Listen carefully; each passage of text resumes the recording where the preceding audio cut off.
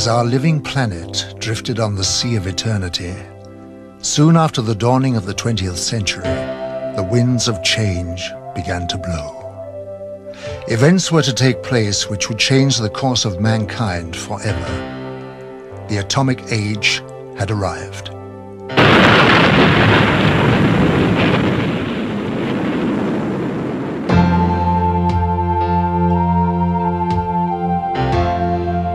As man detonated weapons of immense power, lights started to appear in the sky in a way that suggested that something was following the course of events. The shattering thought imposed itself that we were perhaps not the only inhabitants of the universe. Since the beginning of civilization, we had been watching the stars, never dreaming that they, in turn, might be watching us. History was about to change.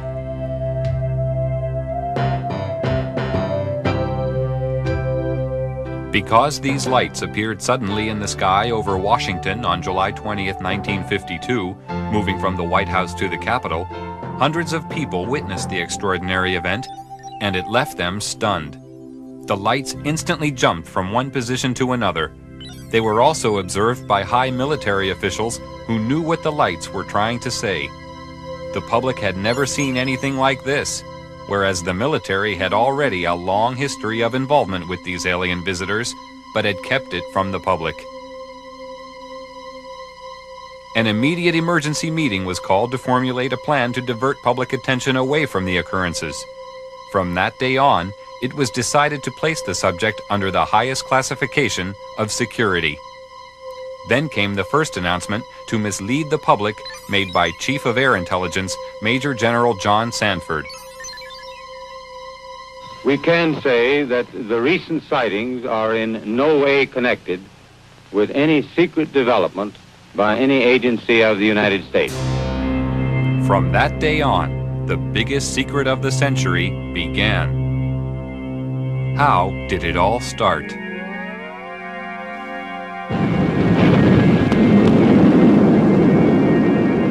After the first atomic bomb was detonated, more tests were made of the effects on the environment and human subjects to gauge the degree of contamination unleashed.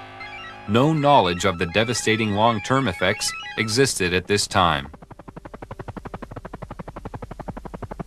Here in New Mexico, an army base close to a small town called Roswell became the focus of attention on July 2, 1947, when Bill Brazel, a farmer, found a crashed disc-shaped craft on his land. The military arrived on the scene and quickly isolated the spot when they found debris scattered over a wide area. They also found 4 dead humanoid alien bodies who had been ejected from the craft. Because of many recent UFO sightings by the military, they accepted the existence of visitors from outer space who obviously possessed a technology which was far beyond our understanding. Now, for the first time, they had tangible evidence and were eager to learn its secrets. Roswell was the home of the 509th Bomber Wing, the sole American atomic bomber group. Major Jesse Marcel, an Army intelligence officer, was engaged on the recovery operation and asked Walter Haut, the Army Public Relations Officer, to prepare a story for the local newspaper. He told me to prepare a release with basically the information that he gave me over the phone. When it was done, to take it into community and hand deliver it to the 4 news media we had in Roswell at that time, which is what I did. The story was published in the local paper. The news was also prepared to be aired by the local radio, but Judd Roberts, the radio station manager, was warned not to broadcast it. Sorry. The question that we ran into is the very next morning, some friendly person, probably from Clinton Anderson's office, called us from Washington and said, we understand that you have some information, and we want to assure you that if you release it on this matter, because it's not supposed to be released, it's very possible that your license could be in jeopardy, and so we suggest that you not do it. And he said, when I mean in jeopardy, like maybe 3 days. Preparations were made at Roswell Army Base for the transport of the wreckage. Robert Shirkey witnessed the secret handling of the parts. They came in the front door, straight down the hallway, and right out onto the ramp to climb into the airplane. And these were the people that were carrying parts of the crashed flying saucer at that time, UFO today, that I got to see. And that was the only thing I got to see. And it was very short, very quick. Colonel Blanchard, in order to get out of their way, had backed into the doorway of the ops office. And I stepped up to him and I said, "Colonel, turn sideways. I want to see too." On instructions from the Pentagon, Thomas Jefferson DuBose and General Ramey created a cover story saying the crashed object was a weather balloon. But we used that in order to assuage the curiosity of the press. The wreckage was loaded back onto an aircraft and flown out under cover of great security and secrecy to Wright-Patterson Air Force Base. The pilot kept silent for several years, but informed his wife after the story appeared in a newspaper. I guess now that they're putting in the paper, I can tell you about this. I wanted to tell you for years.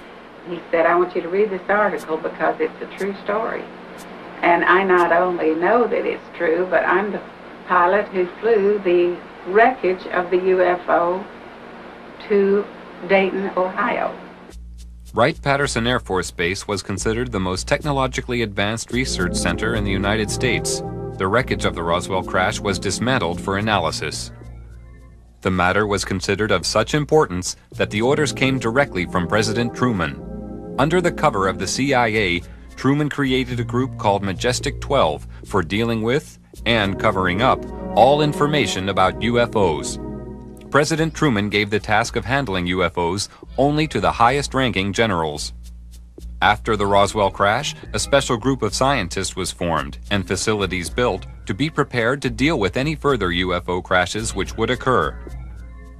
Wendell Stevens was a lieutenant colonel in technical intelligence in the U.S. Air Force and is now a UFO investigator. Now having an extraterrestrial vehicle and some bodies in their hands, didn't know when the next one would come down, where they came from, what they were going to do about it. There were a lot of unanswered questions. And the United States was in a turmoil at the time administratively because we were shifting from a war economy and a military-industrial command structure to a civilian structure. So the military was still dominant, and they wanted to keep control of this until they knew what was happening. So they created, and remember, General Marshall was our Secretary of State at the time. He was a five-star general. These people selected certain representatives from the military-industrial complex that they controlled, generals and admirals and certain scientists that worked with the military and worked with industrial planning. These men were designated as a task force to take charge of any event that followed. And one did. Almost a year later, on the 25th of March of 1978, the next one came down, 1948, the next one did crash, and it came down under observation by radar, so that we knew where it landed at the time that it struck the ground, and a helicopter was over it in less than an hour. It reported what it observed, and the plan generated by these people from the military-industrial complex after the Roswell crash was immediately put into place. All of the generals and admirals and advisors and scientists were contacted and ordered to proceed to a base in Colorado, where they were picked up and driven to the crash site.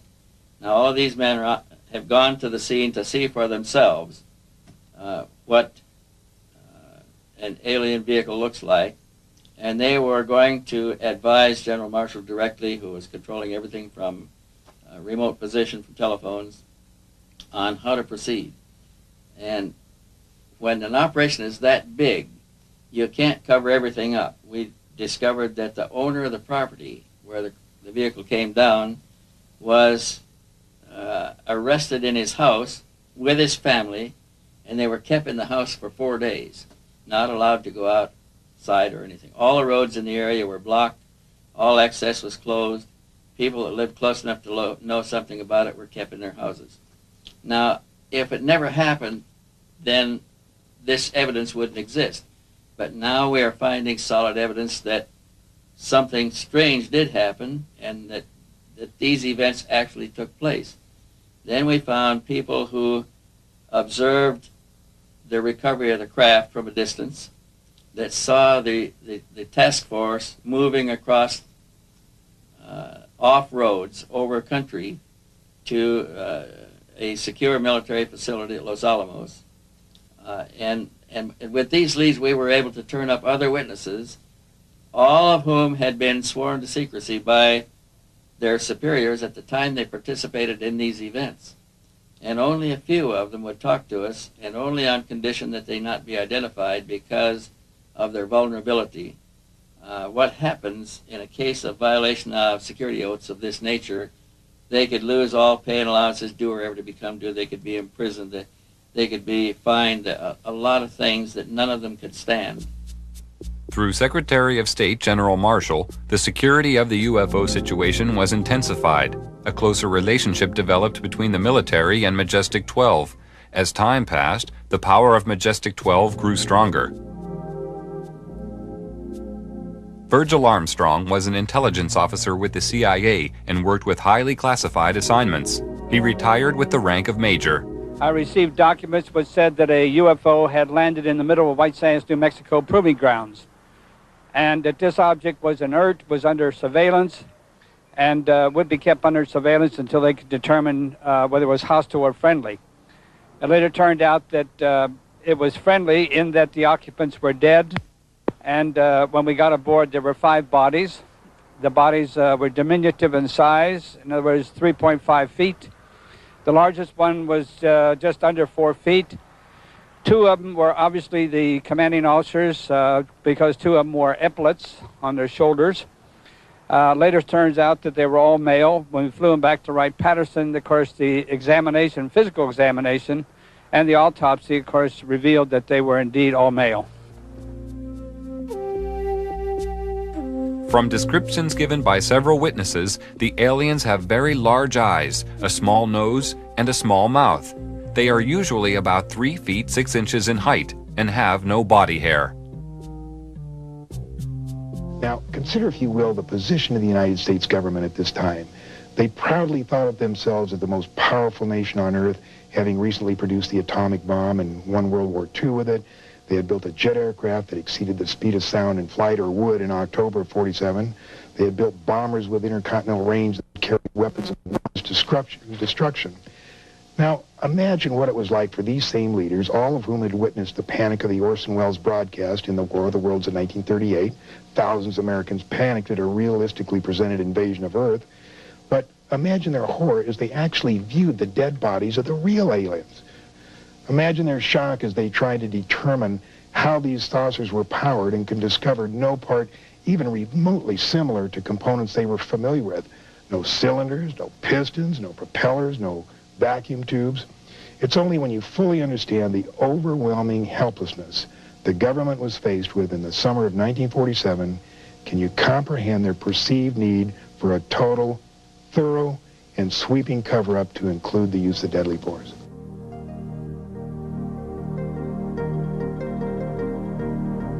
Increasing numbers of civilian witnesses reported seeing UFOs between 1945 and 1950. Among these, many reported personal contact with aliens who look exactly like us and had come in our best interest to guide us through our problems and warn us against taking the wrong direction. Many of our race already exist on your planet, living and working among you for the purpose of giving advice and guidance to a limited number of individuals with whom they make contact.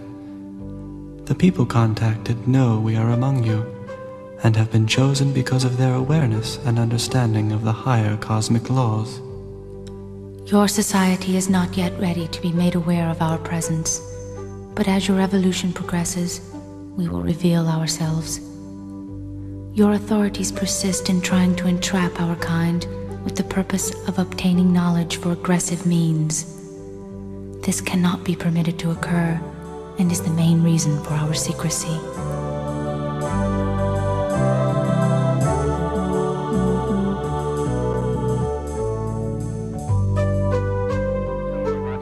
President Truman ordered a heightened level of security after the capture of a live alien from a UFO which had crashed. Because of the ever-increasing numbers of UFO sightings at the time, it was decided to create a project called Blue Book, which was designed to suppress public knowledge and create an atmosphere of ridicule around the subject of UFOs. Professor J. Allen Hynek was a professor of astronomy and an astronomical advisor to the United States Air Force on their UFO educational program. And I know the job they had. They were told not to excite the public. Don't rock the boat. And I saw it in my own eyes happen that whenever a case happened that they could explain, which is quite a few, they made point of that and let that out to the media. Things that the cases that were very difficult to explain, they would jump handsprings to keep the media away from them. For they had a job to do, to, whether rightfully or wrongly, to keep the public from getting excited. A live alien was captured in 1948 after a UFO crashed in America. He refused to communicate for 1 year and was given the name EBE, or Extraterrestrial Biological Entity. He later began to communicate and gave details of his home planet. EBE had a large crystal which he linked to his mind telepathically and was able to communicate with his own race. He was also able to see into the past and future and perform many other amazing feats. He told of believing in the universe as the supreme being, and stated that his race lived in harmony without wars and had nearly eliminated all diseases. He said they lived to approximately 800 years of age, and that their technology was far in advance of ours. The authorities were amazed by the things they were shown through the crystal. EBE was able to communicate with huge spaceships which were holding orbital positions thousands of miles from the Earth. He told them that their crafts were capable of reaching areas in the universe beyond our imagination, and that they were operated by thought control coupled to biological computers, and consequently did not have any control systems as we understood them. He talked about his planet and how their technology had created a system where everything was self-functional and did not require a workforce to operate it, and that everything was monitored from a central control system. He said that technicians were present there. He said their power source was eternal energy from the cosmos. He told them that his race didn't have a government like Earth, but a society governed by wise elders who sat in council to make decisions of policy. They did not have a monetary system because the needs of the people were catered for by the Federation, which made them all equal. At the request of the aliens, a meeting was arranged with President Eisenhower in 1954. It took place amid tight security at a secret location.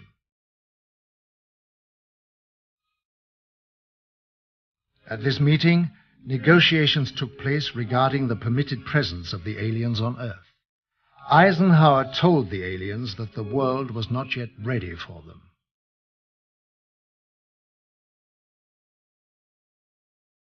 Eisenhower witnessed an alien demonstration of technology and power at Muroc Dry Lake, which is now called Edwards Air Force Base. I believe we made a deal, and the deal was that in exchange for super technology, super weapons technology, we would agree to ignore the abductions that were going on. He made it more military-oriented than, say, a civilian president would have. And it's this, I think, that has his actions let the real power of the executive office slip through the hands of the president into MJ-12. The President of the United States does not have a high enough clearance to know the whole thing. And it's interesting to note that above top secret, there's 38 levels of clearances. Eisenhower's the last president to have a full briefing on the alien problem. There was a disdain of elected officials throughout the intelligence and military communities, and they just didn't like elected officials. So every president since then has not had high enough clearance to know the whole problem. Now they know there's aliens, they know we've recovered saucers, and they know that we're trying to get technology. But there are certain other things which probably only about 25 people on the face of this earth know. When members of our race visited the Earth, we told you we have a technically and emotionally advanced order who had made the mistake of permitting our technology to stifle our emotional role. Through the course of time, we had become totally devoid of any emotional instinct and were unable to experience love, hope, or joy. The result of this was a race which had become totally mechanical and had lost the reason for existence.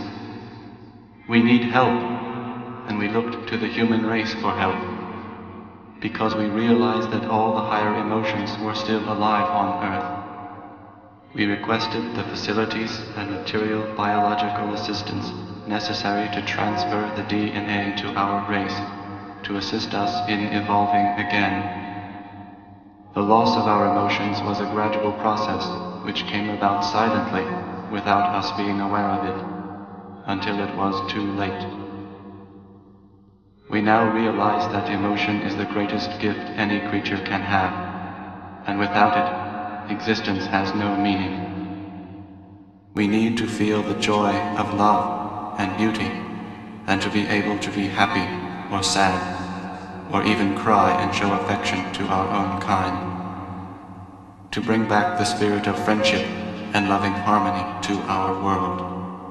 It is rather problematic about talking or analyzing possible reasons for extraterrestrial visitors. What is the purpose? What are their intentions? If we speculate about the motives of extraterrestrials, we can only do it from a human point of view. However, we must really accept also the possibility that extraterrestrials are, from their mental makeup, from their psychological makeup, so different that motives cannot be compared. They may be completely unemotional in investigating human civilization. They may have no emotions like pity. They may have no emotions like happiness. So the speculation is difficult. When coming down to Earth, it ceases to be free space, with systems to monitor every move. I happened to see flying saucer on several occasions on the radar. I even intercepted with 4 jets in '55, and it was clear to me that the saucers we intercepted could hear what I told the pilots, because they reacted on my instructions to the pilots. It was one day when one of my people in the radar called me and said, "Major," I was captain at that, "Captain, we have something on the screen which passes with a speed of 18,000 kilometers per hour. Impossible. Nothing could fly with that speed. I went out there, yes. They were passing with 18,000 kilometers per hour. All of a sudden, after some while, they did not pass anymore. They were stationary around the field. And they came and they left without we could see it. All of a sudden they were there. All of a sudden when the sweep came around, they were gone. I contacted the operations officer and the station commander. They both came out and they wouldn't believe me. I said, "Give me 4 aircraft and I'll intercept them." Okay. Sometimes there were about 20 objects around the field, and sometimes we were down to a few. It was fog, and therefore a lot of people afterwards said, oh, it was inversion, but it was not. It's proven afterwards it could not be inversion, which is a meteorological phenomenon. So at 11 o'clock I had 4 jets at the runway, and at 11 o'clock the fog lifted so we could take off. And I ordered the 4 jets to take off. In that moment there was 12 objects around the field. And when I said you are cleared for takeoff to intercept unidentified flying objects, 10 of them went away. Right when the sweep came back, there was only 2 left. One 10 miles north of the field, one 15 miles south of the field. I sent the 2 aircraft to the north and the 2 aircraft to the south. 2 aircraft to the north came first, and I said, your boogie, which is the object, is 12 o'clock straight ahead. 12 o'clock, distance 5 miles, altitude unknown. Do we have it in sight?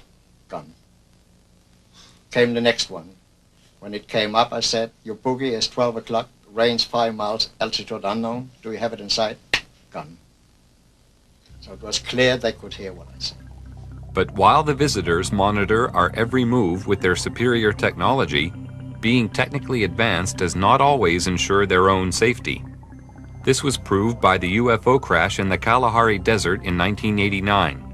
One of the most documented cases of all time referred to a 60-foot wide spacecraft which was forced down on the border of South Africa. This craft impacted with the desert at high speed, causing a crater 450 feet in diameter and 36 feet deep. Official military documents revealed that the craft entered South African airspace at 1:45 p.m. on the 7th of May 1989 and was intercepted by 2 Mirage jet fighters. Because the craft failed to respond to communication, one of the fighters was ordered to attack the craft with an experimental laser cannon. This caused the craft to lose altitude and crash. After the craft was retrieved, it was removed to a secret Air Force base, and on arrival at this base, it was found a door had partially opened in the side of the craft. Hydraulic pumping gear was brought to the scene, and the door was forced open. When this was done, 2 aliens staggered out of the craft, and it was found that one appeared to be seriously injured. They were immediately arrested and removed to a medical centre, where a medical team was sent in to try to assist. The authorities at the scene entered the UFO, and hieroglyphics were found inside the machine, alien hieroglyphics of course, and various items of electronic equipment were also removed from the craft. The retrieval team from America arrived eventually, and the object plus the aliens were eventually taken by C-5 Galaxy transporters back to Wright-Patterson Air Force Base, where further analysis was taken on. When the military entered the craft, they quickly removed portable equipment and instruments, some of which were considered useful as potential weapons. This was not certain at the time, but was clarified after scientific investigation. Also found aboard the craft were a series of hieroglyphics, which indicated that the aliens had a written form of communication. The writing gave the impression of an alien alphabet, but it is not known if any of the scientists present were able to understand its meaning. Data found on the craft were stored on a system of silicone slides. It was obvious to everybody at the site that they were dealing with a very advanced technology, including the propulsion system. As more and more alien technology comes into the possession of our scientists, more understanding is being gained about the physics involved in producing propulsion systems capable of taking man deep into space. The American Naval Deep Space Command, who also call themselves the Guardians of the High Frontier, are responsible for the location and identification of all objects in space around Earth. It's their claim that they can track and identify an object as small as a football at a distance of 30,000 miles. They refer to unrecognized tracks as unidentified orbiting objects and have been known to locate up to 6,000 of these in a 3-month period. Their area of responsibility lies outside the Earth's atmosphere. Below this level, the monitoring of the sky is taken over by NORAD, which is the North American Air Defense Network. Larger radio telescopes are on station throughout the world. They can scan the heavens to distances of hundreds of light years. This network of space surveillance ensures that any object heading towards the Earth can be tracked from a vast distance. As an object approaches, it is monitored throughout its journey. If any object should land or crash on Earth, the contact point is known immediately, and quick response teams swiftly arrive on the scene. This network was created after the Roswell incident, and since that time has developed into a sophisticated search and retrieval operation. Quick response teams are located in strategic positions throughout the world. Once there, they isolate the area and ensure that the public is kept unaware of sensitive incidents. All over in NATO, they are interested. It's generals and colonels. The Americans are interested. The English are interested. Everybody knows about it. I was one in Wiesbaden with one of the squadrons down there, and I worked with a colonel. And one afternoon, I was going to nearby town. I don't remember the name. And I went to the office in civil clothes to pick up something, and he was sitting there. "Hey, Major," he said, "where are you going?" "I'm going to city." "What is that?" He pointed. I had my badge here with a flying saucer on my blue jacket. I said, "What?" "That, damn it, that." I said, "Nothing. It's a flying saucer." I said, "It couldn't be. You Americans have proven they don't exist." "Shut up," he said. He took the telephone and rang. "Jack, Pete, come on down." And in a sudden, we had 5 officers and himself. And we talked for 3 hours. And they knew exactly as much as I did. So everybody knows about it. And it is not illegal. And you are not disliked. I have talked with generals for hours, not on my purpose. They asked me to talk with them about it. They have received my magazine, UFO Contact, for years. So they are interested, but since the public opinion is secrecy, they can't go any further. Although many years have passed since the beginning of the UFO era, the veil of secrecy has remained to keep the public uninformed. Despite the suppression of information, millions of people throughout the world are still seeing and reporting the presence of UFOs in our airspace, and many more millions are now firm believers in the presence of extraterrestrial flying machines.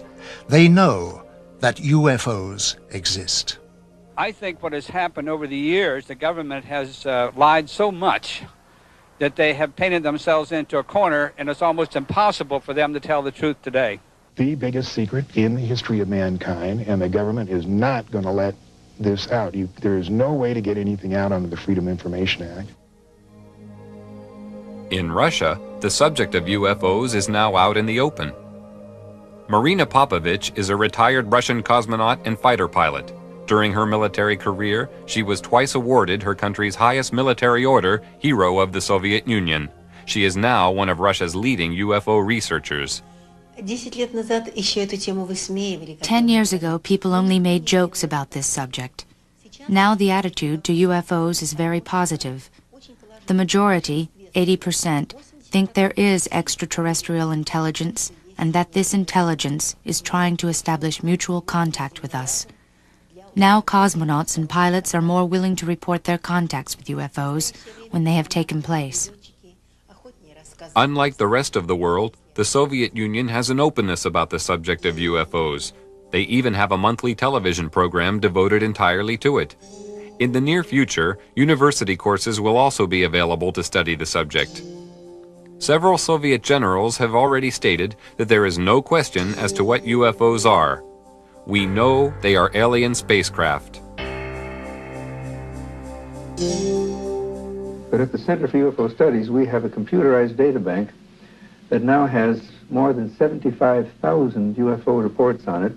And what is even more interesting, they come from, by latest count, from 133 countries. When you start reeling off the countries, it sounds like a roll call at the United Nations. And even more interesting, and the just numbers themselves don't mean so much, but the thing that finally convinced me that we were not dealing with nonsense is basically the caliber of the witnesses.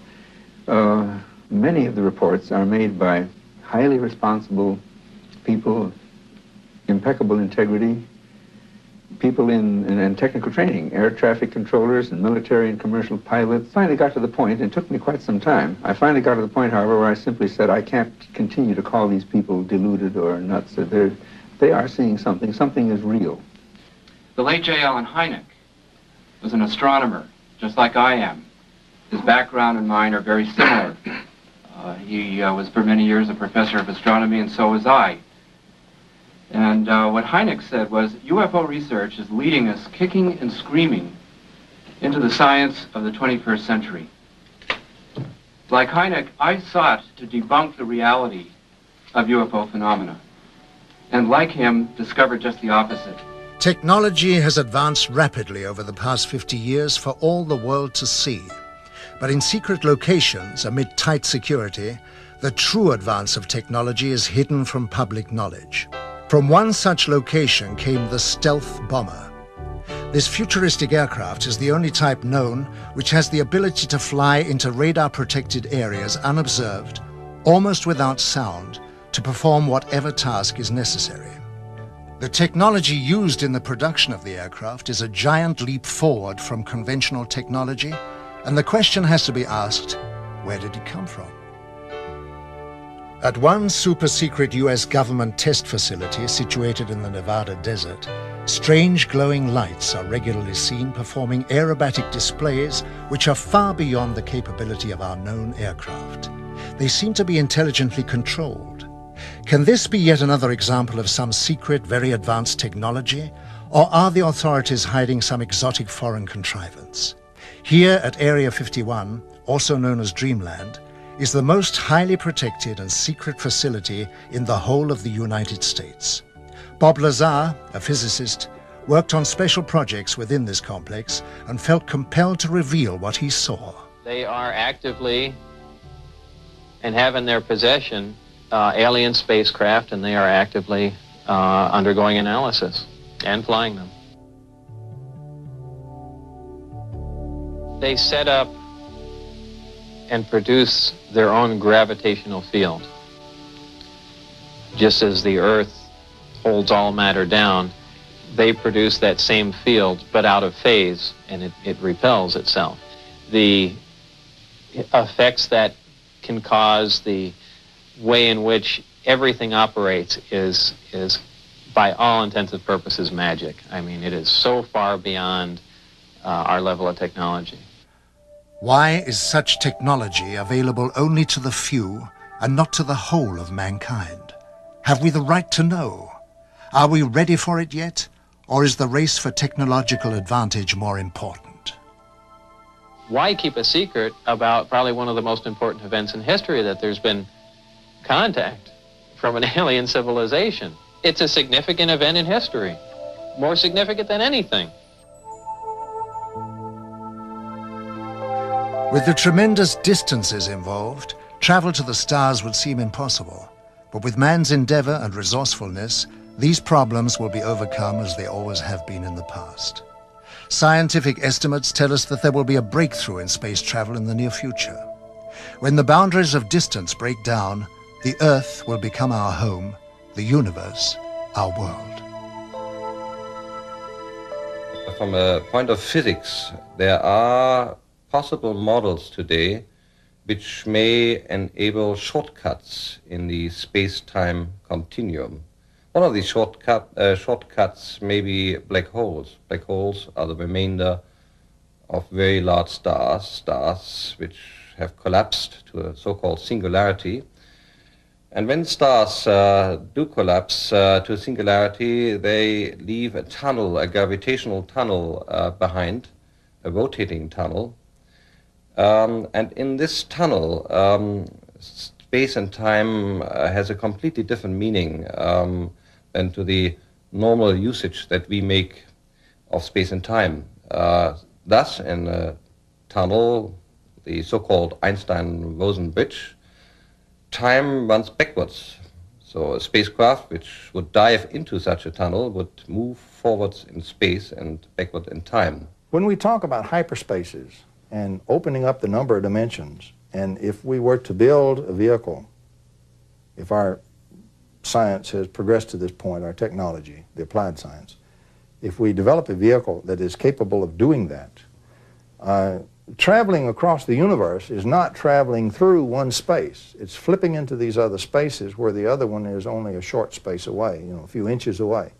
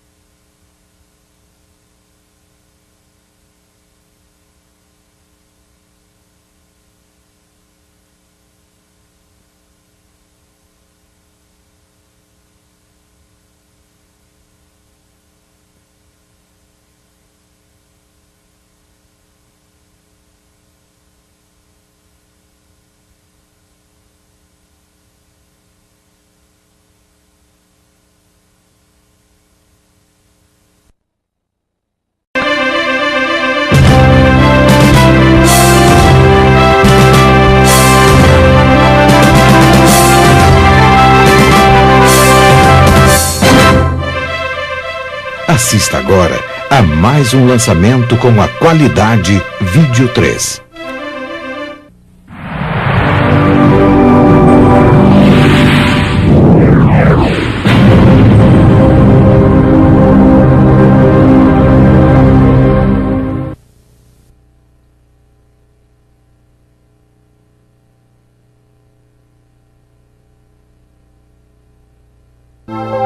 With the tremendous distances involved, travel to the stars would seem impossible. But with man's endeavor and resourcefulness, these problems will be overcome as they always have been in the past. Scientific estimates tell us that there will be a breakthrough in space travel in the near future.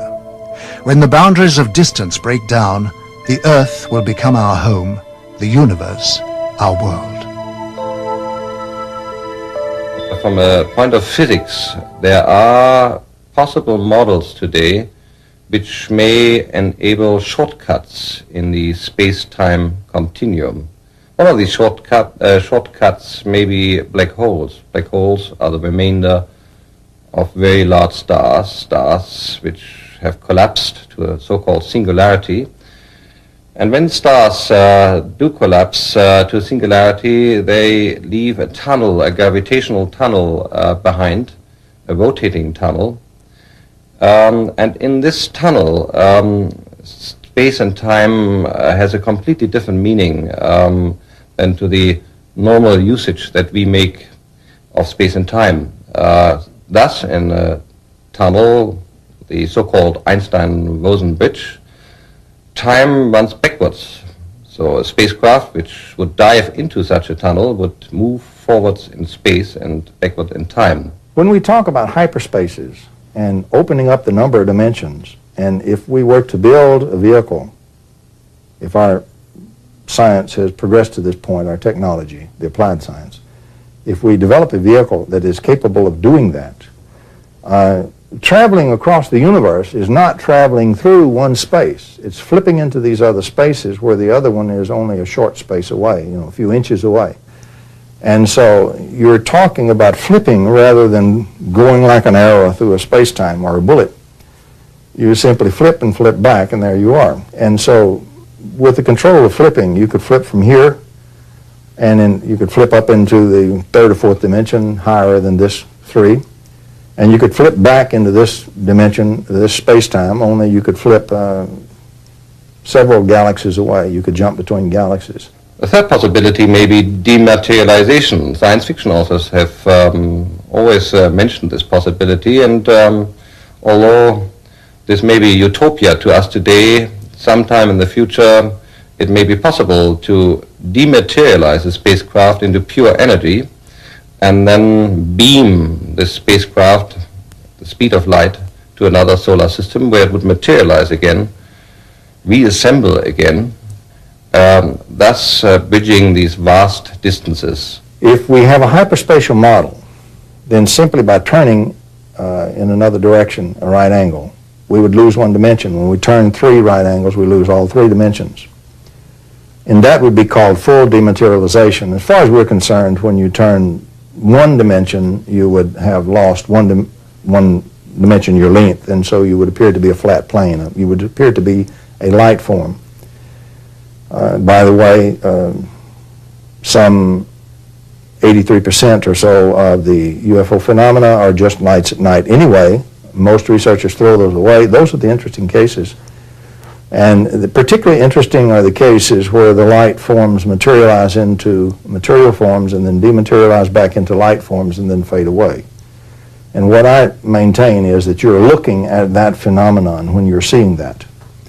Now, that can be described mathematically, but that phenomenon of the hyperspatial aspects of it does exist, and you can show it. And I printed a photograph that showed the stars right through a dematerializing so-called spaceship.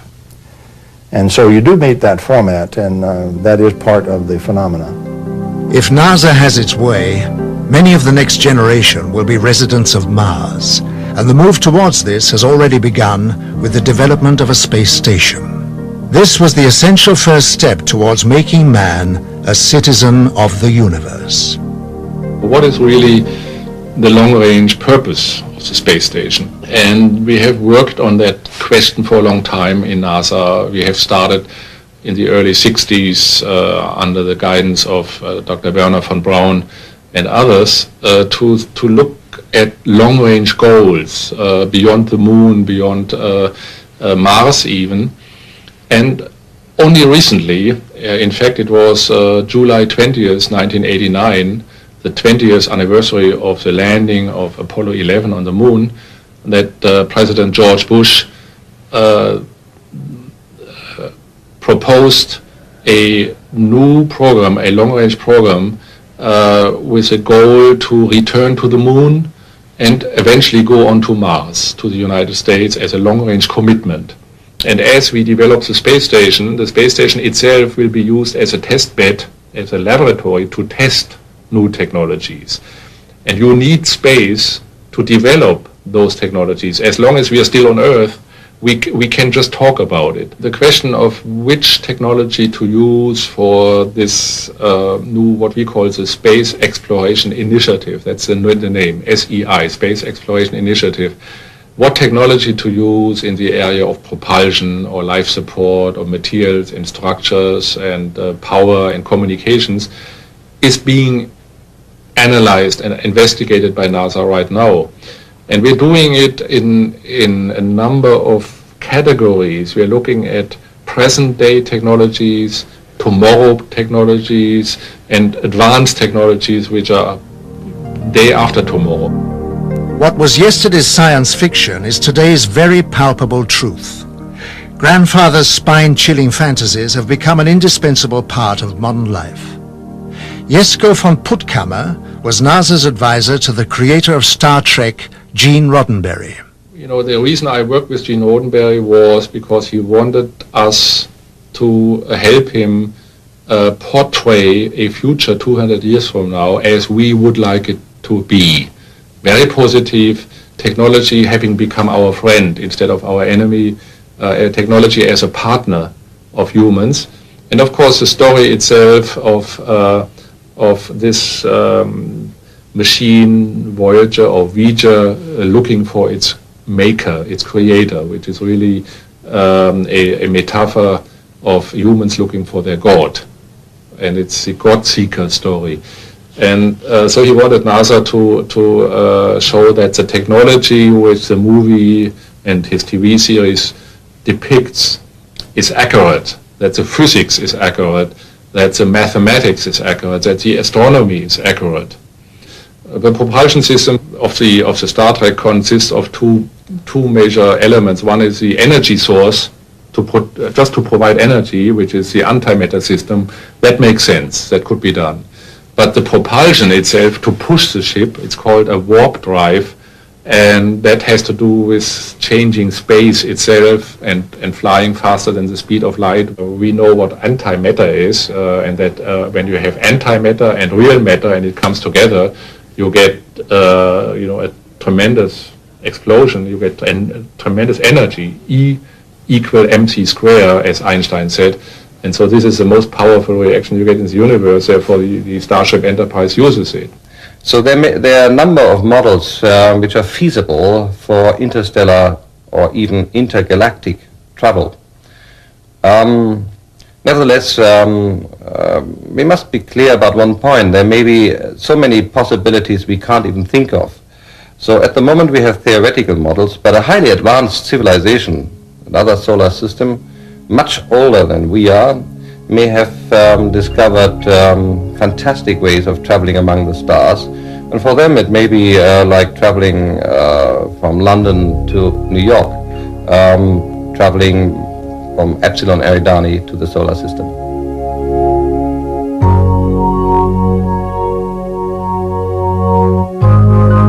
The message from the alien visitors is becoming clear. The human race is producing more problems than it is solving. A change of direction is necessary to guarantee a safe transition into the future.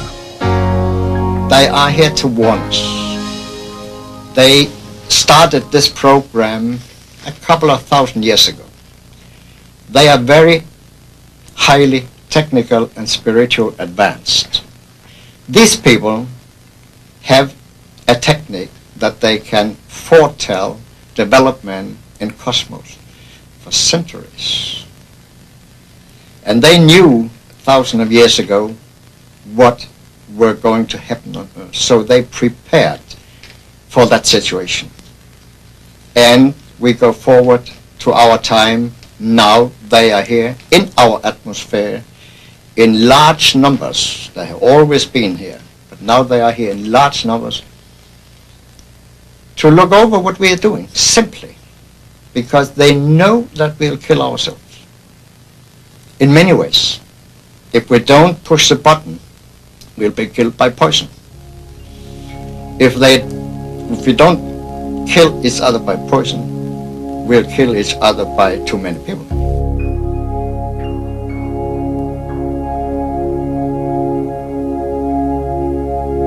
Energy is the lifeblood of civilized society, but it's also a tool that has to be controlled.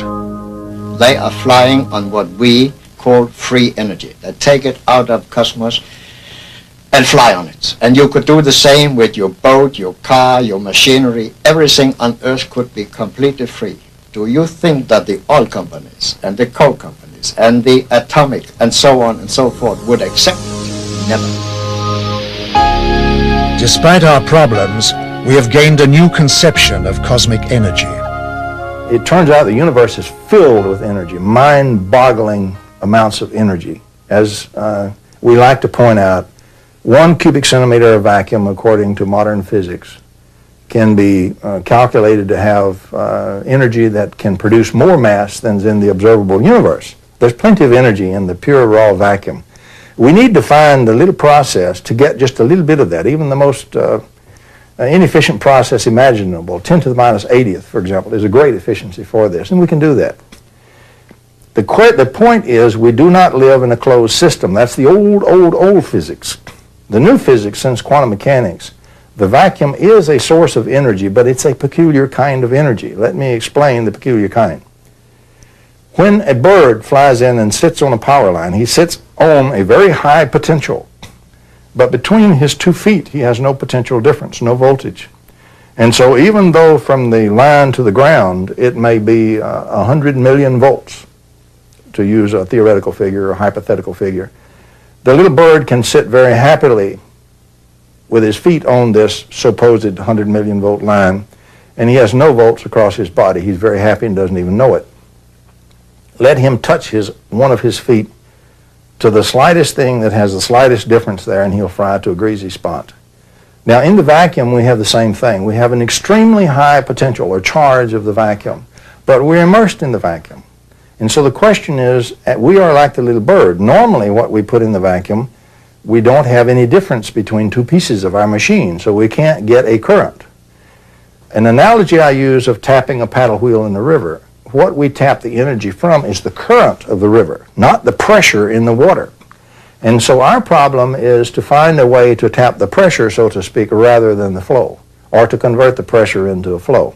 That can be done, and we can tap the inexhaustible energy that's in the vacuum, and it has been done. And when we do that, we can get plenty of clean, free electric power, right, straight from the vacuum itself.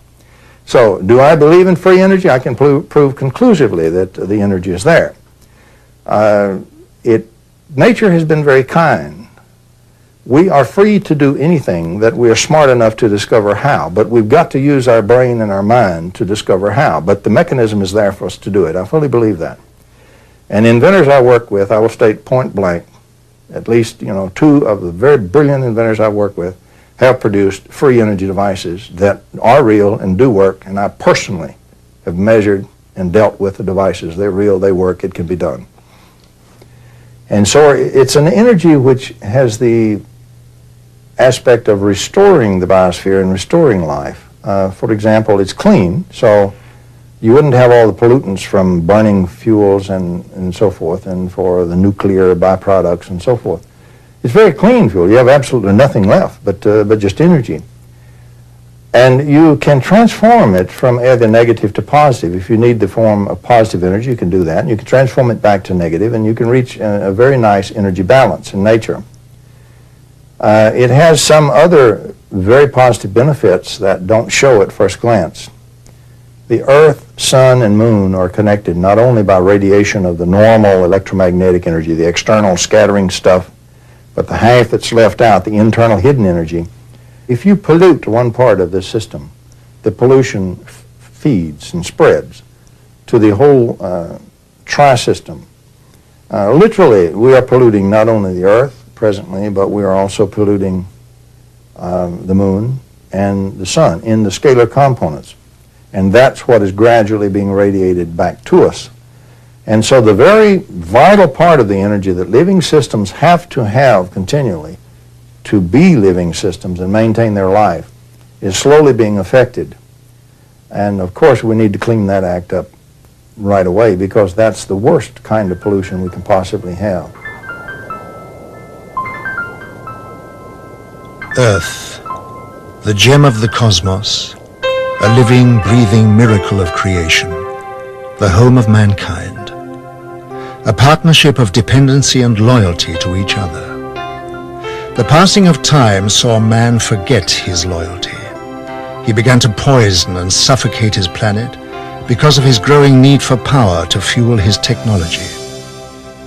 A scientist of great wisdom and vision, Nikola Tesla, foresaw this danger and offered the world his discovery of the magic wave as pollution-free energy. His offer was rejected. Tesla gave you multi-phase power, he gave you AC power, the practical transmission of electrical power, the rotating electromagnetic field that made motors and generators possible, and so he literally helped you bring in the electrical 20th century. Had it not been for Nikola Tesla, your cities would still be dark, you still would not have electric power, and you'd still be struggling around in the dark. So yes, Nikola Tesla was important to us. Had we listened to Tesla about the other parts of the magic wave he had discovered, he would have given us cheap energy. I delivered a paper in Ottawa, Canada, where I gave the actual mechanism by which his amplified transmitter, his magnifying transmitter, actually worked. There are over 1,000 papers in the scientific literature that show that mechanism is real. It would have worked, and he could have given the world cheap energy. You could not, however, have had a power meter on that you sell it to folks. They could have tapped it cheaply and freely just for building the antennas and putting in the taps. And so the powers that be suppressed Tesla and Tesla's work because of the fact that he was going to get the power meter off of your power. He would have given you cheap energy and cheap power and clean power. He did give you radio, he gave you fluorescent lights, he gave you the things that made motors and generators, and he gave you the electrical 20th century. He would have given you a lot more had we listened to Tesla and funded him. Tesla's advanced knowledge of the laws of electricity and magnetism, combined with his ability to put them into practice, gave him foresight into the next generation of electronics with regard to light and its structure. He was an ambitious man who was a great favorite in society, where he would show a light bulb in his hand burning without any electrical connection. Tesla said, "I could only achieve success in my life through self-discipline, and I applied it until my wish and my will became one." He was a magnificent genius, and had he been funded to continue his work, the world would have been 100 years further in science than it is today. Here some 80 years later, so to speak, after the collapse of his magnifying transmitter, and here we are trying to rediscover what Nikola Tesla was doing right at the turn of the century. And so we're almost a century behind where we should be. That's the importance of Nikola Tesla. Progress is the process of moving forwards and not backwards. It is a combination of achievement and forward vision which serves its creator without fear of unforeseen consequences. There can be no progress if these rules are not observed. People always back something they call progress without giving it a proper definition. I think technical innovation is not progress by a long way. Technical innovation can only be progressive when it is combined with a step in the direction of humanity, and it's just that I miss. Nuclear power stations are not progress. Because of this monstrous gigantomania in the buildings and the walled-up concrete areas and the risks, you are here playing with a fire that can't be put out. And the risks are extremely inhuman. And so these gigantic buildings are put up, and especially the military-industrial building complexes, which in the end all lead to the scars of this pseudo-progress, practically destroying the natural foundations of human life. And so that the whole of society becomes, in effect, a society of chaotic beings that will lead to global suicide.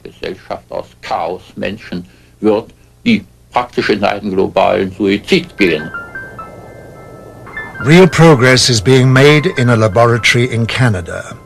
Here, the full significance of the physical laws of light and space have become clear to John Hutchison, and he is utilizing this knowledge to produce cause and effect experiments which lead to an understanding of the harmony of nature.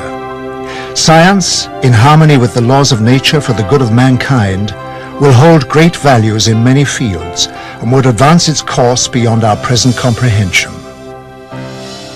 John Hutchison has been working in the areas of electromagnetic forces and the changes in the molecular structure of materials for many years. He has in this time achieved a breakthrough in anti-gravity knowledge, providing spectacular examples of heavy objects flying through the air without any visible signs of propulsion. He has also made amazing discoveries concerning the alteration of compositions of materials by subjecting them to a form of electromagnetic bombardment. We're looking at something which you know shouldn't be happening. The result of these experiments showed in graphic detail metal heating to a near liquid state without heat. Hard metals would turn into soft rubbery objects, proving that any substance could change its form if the science involved was understood.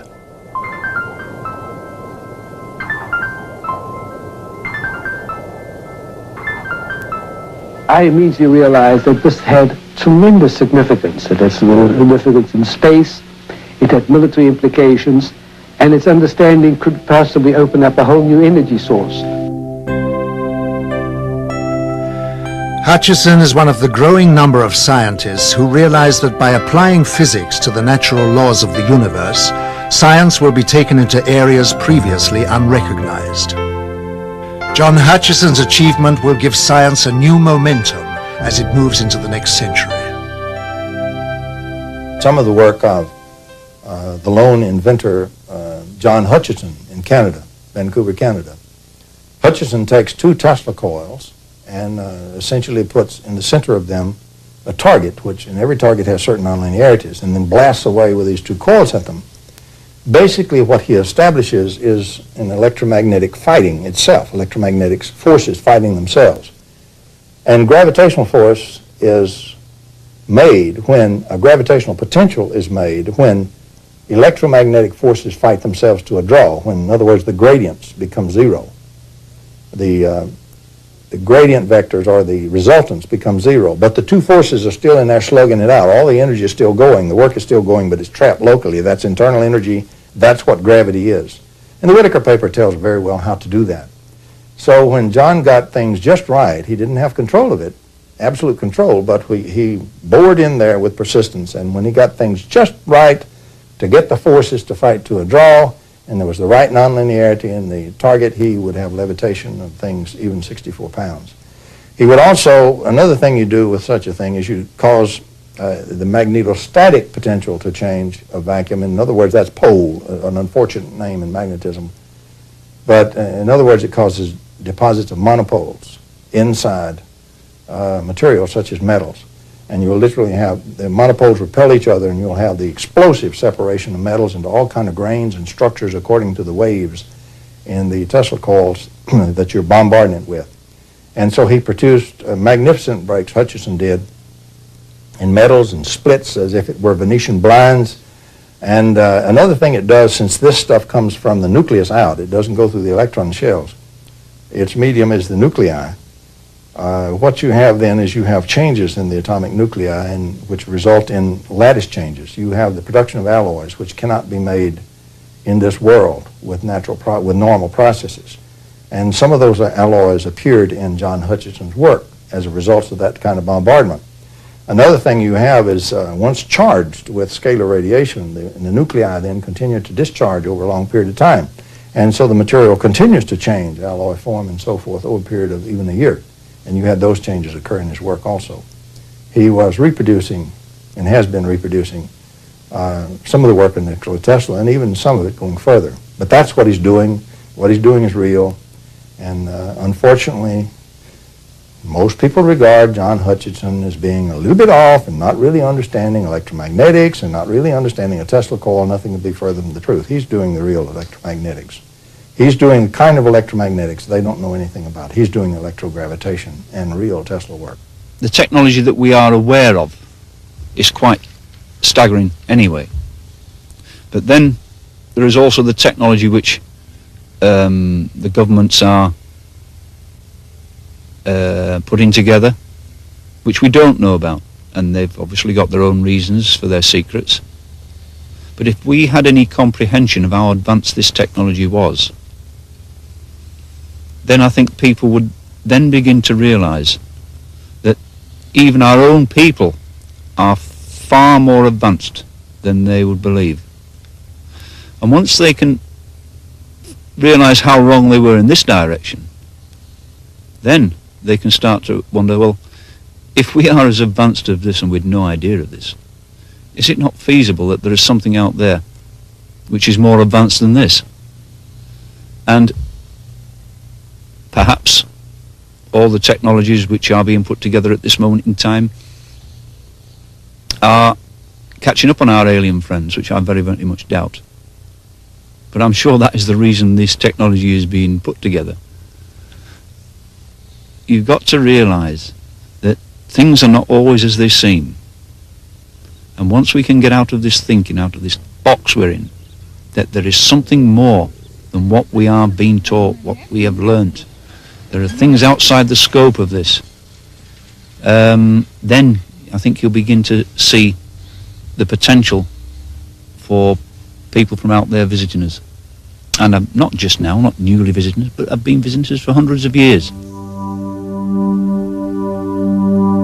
Our presence within your solar system is to observe the evolutionary progress and environmental changes occurring not only to your planet, but to its people. Using a special observational technique enables us to foresee potential difficulties which may arise, and if necessary, give you advice on the course of action you need to overcome it.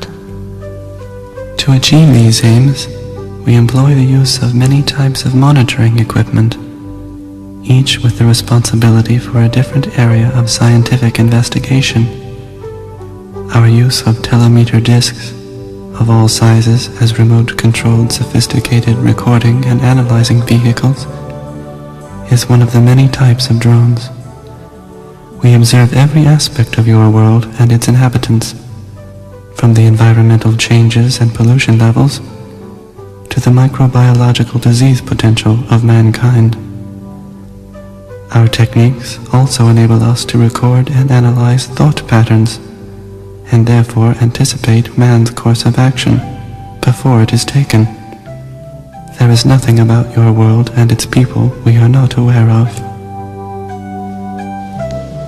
The truth about UFOs may be painful for us to face, and this might provide a continuing rationale for the government to maintain secrecy. But the truth will and must be known eventually. Continuing our denials and fears, in my opinion, are only adding to the problem. We are all in this together.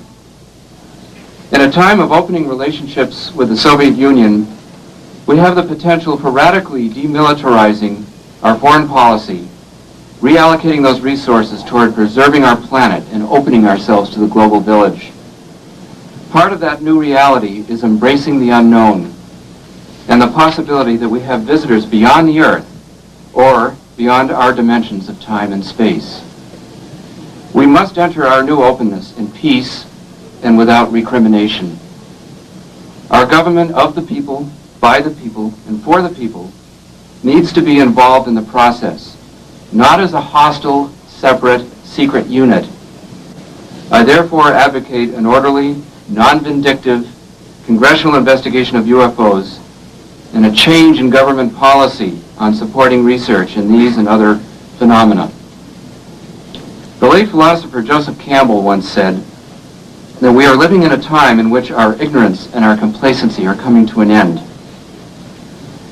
It's time we let go of our fears and evolve to a higher awareness of ourselves and our place in the universe. Maybe the cover-up was in our best interest, maybe not. Maybe the government underestimated the intelligence of the American people and decided we just couldn't handle it. But let me tell you this, the truth is still the truth, and nothing can change that. Not the military, not the government, and not me. However, in the last few years, there is an evolution in the whole extraterrestrial problem. An evolution so far that the sightings and the encounters become more concrete. We accumulate more and more cases where we get more and more information. More information is released by the governments. We know now that there was a cover-up for so many years. We have always speculated about this cover-up. Now we have proofs. We know that the secret services, not only in the United States but in other countries, have really fooled the public. And very likely extraterrestrial visitors know about this plot. And it is not surprising that in the last years more concrete information is released. Probably this may be a preparation for official contact. Perhaps it's in the interest of extraterrestrials to establish contact because humankind is in a very difficult position. This does not imply that we must depend on extraterrestrials to save our planets. We have to do it ourselves. But nevertheless, we are in a phase where we possibly take the next evolutionary step, a step that is so important because it will decide whether we will survive or simply vanish. I oscillate between pessimism and optimism. I mean, there's every reason to be pessimistic about the future. I mean, every sign of disaster is coming upon us ecologically, population explosion. You know, there's so many reasons why the present system can't continue. So the real question is whether humanity becomes extinct, civilization collapses, whether that happens or whether somehow we go through a crisis and emerge into some new relationship with each other and with the natural world and with the spirit that lies behind the natural world and works within it. And I'm an optimist, so I hope that sooner or later we'll arrive at this new state of harmony. But I don't think we'll arrive at it just by waking up one morning and finding it's happened. I think that we'll have to go through a crisis first.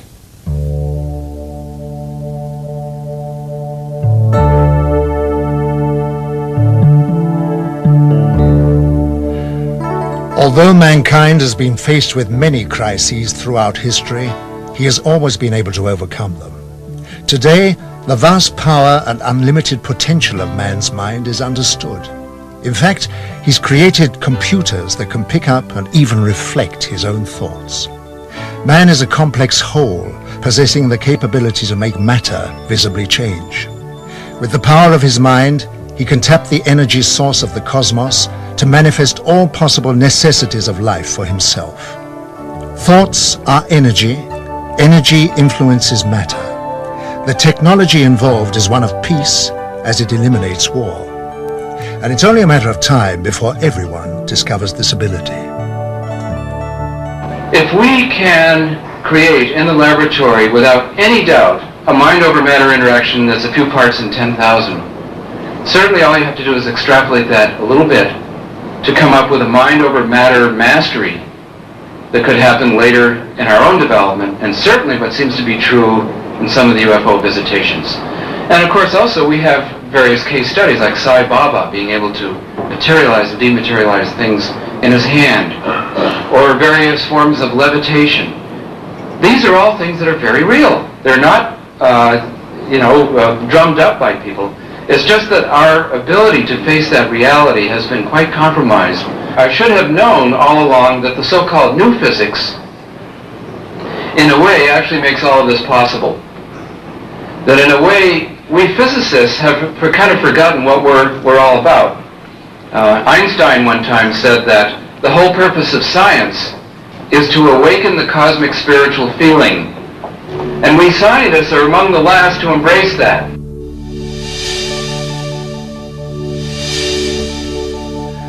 The cosmos is the energy and lifeblood of all things. Man is part of this energy and therefore holds the potential to achieve literally anything. Science is in the early stages of attuning to this enormous reservoir of knowledge, where anything is possible. Our comprehension of such things is limited only by the painful realization of change. The idea of a living cosmos is such a new concept that we have not accorded it its rightful place. Contrary to the popular view, it can be shown and conclusively proved that that has an internal structure of incredible order and beautiful order. It's filled with electromagnetic waves going in bidirections. Pick a frequency, there's a wave going in one direction and a wave in the other direction. The wave that's going backwards is an anti-wave. It's a time-reversed wave. And the vacuum is structured. This potential, a vacuum is just potential is all it is. This potential is filled with the harmonic series of these waves. And so it structures spatially by bidirectional wave sets, and it structures vertically in terms of harmonics. Now, if you then invoke this structure, and you do that with a nonlinear material, and you put in one wave in the nonlinear material, that material will take from the vacuum that excess structure because it turns everything into a potential, and it will put out multiple frequencies and harmonics. That's what nonlinear materials do. Interestingly enough, if you take time-reversed waves and put in those harmonics, when they back up through, they will restore one wave. You can gather the energy and collect it and integrate it together and produce a single thing of much greater energy and lower frequency. And so what you have is the vacuum structures in frequency and spatially, and the connection are waves. And by the way, these waves do not have to move at the speed of light. They can have much greater velocity. Now, The importance of Whittaker's work is that he showed that if you were to take sets of waves that you made on the bench, you made a wave and its anti-wave, and you made the harmonic and its anti-harmonic, you'd have to have at least one interval. In music, we would call that an octave, you know, from C to the next C, for example. If you had at least one octave or one harmonic interval, you would then have a structured vacuum. Now, you can build such sets as these any way you wish to, and each one of those sets is a special form that you can build on the laboratory bench. There is a set, for example, that contains the electromagnetic parts that generate typhoid. That's Kazanashev's work. And that's Kazanashev's death photons that have been shown to carry death and disease. That work has been duplicated in West Germany, or Germany now, and also has been duplicated in Australia and here in the U.S.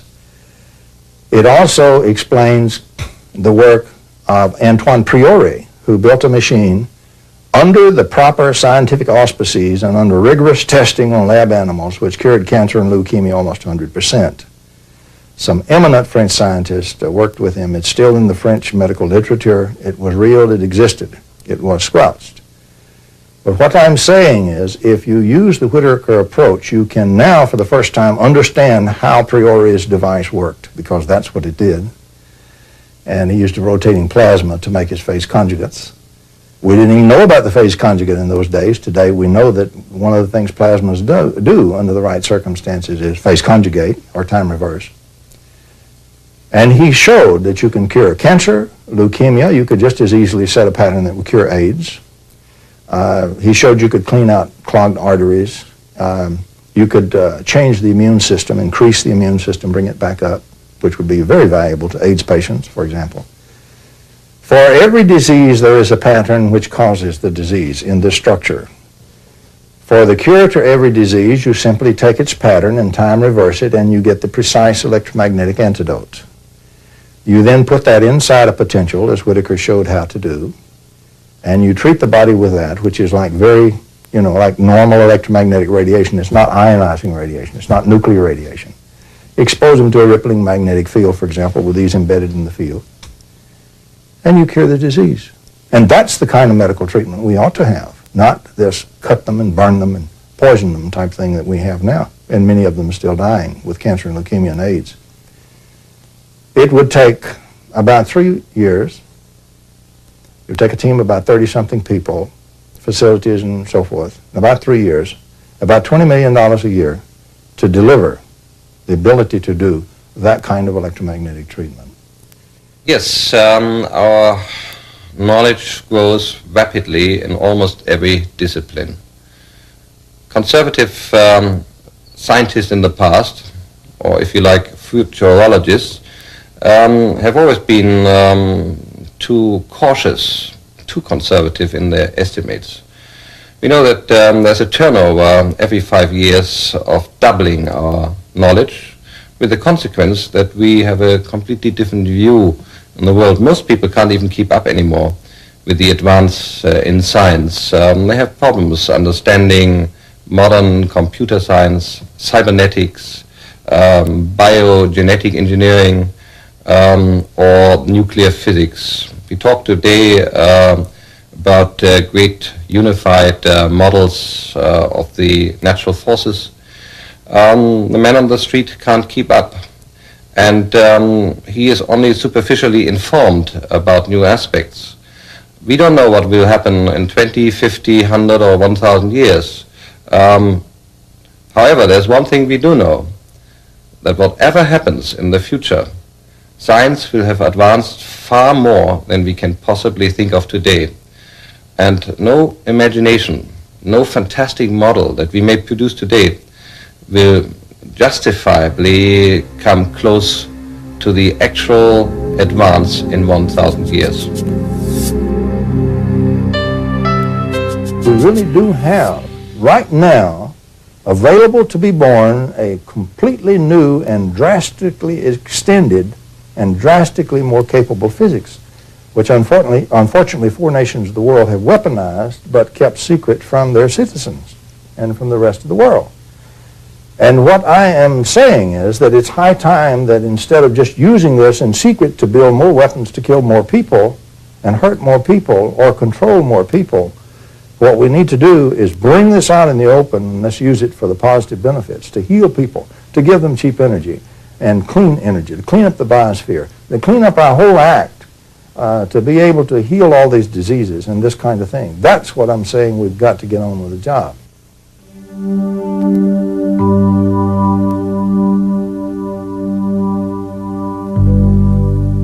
Life on your Earth is dependent on new sciences and technology to achieve advancement.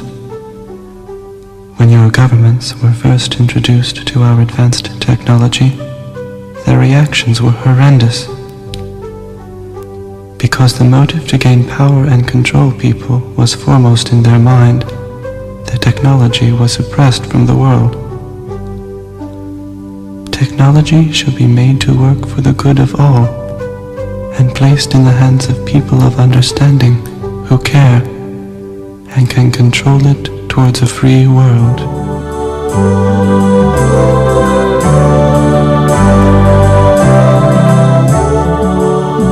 I think the first point in overcoming any difficulty or any problem or any crisis is to have the faith that something better is possible. Without faith, without trust that it can work out better, without the vision of something greater, it won't happen. So I think we have to have some kind of vision, some kind of faith. In traditional Christian terms, this is the idea of the kingdom of heaven.